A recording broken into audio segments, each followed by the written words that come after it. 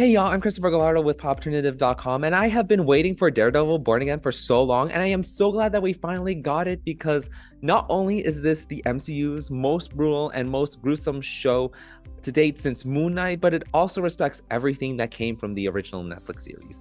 Daredevil Born Again takes place 5 years after the events of the original Daredevil series, where Matt Murdock, Foggy Nelson, and Karen Page have finally established their law firm. However, after an incident drives everything apart, it brings Matt Murdock to his lowest point yet.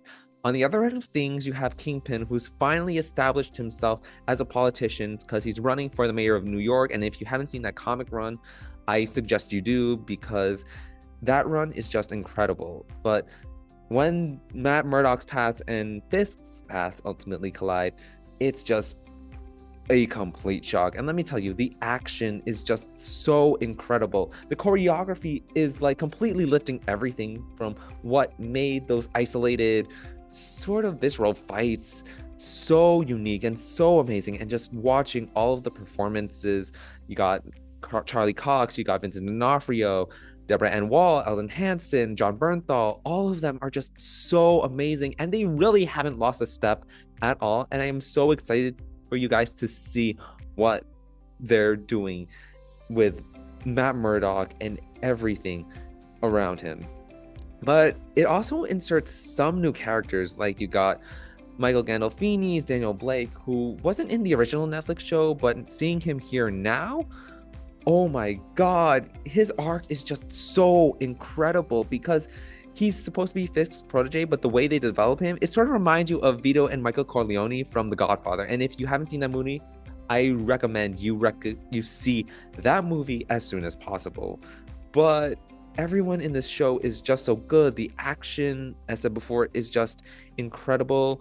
And the story itself, it just brings Matt to his lowest level. And it's trying to explore what that heroic fall into despair might look like, sort of for both Murdock and Fisk, because you have so many people from their different lives coming together. You have like Punisher, who's got this twisted wisdom. You have Muse as well, who's sort of testing Matt Murdock's physicality and sort of his skill set as well. But in generally, just seeing that idea of like the heroic ego being broken down and being explored is just so amazing. And I am so glad that after all of the rewrites that came before it and all of the redevelopments that have happened over the past 2 to 3 years for this show, I am just so happy that everything worked out into the end. I mean, sure, you got some of the shoddy CGI sequences, especially with Daredevil and Muse, and you got some of that old narrative tropes being re-explored in this show, like that heroic fall into despair, as said before.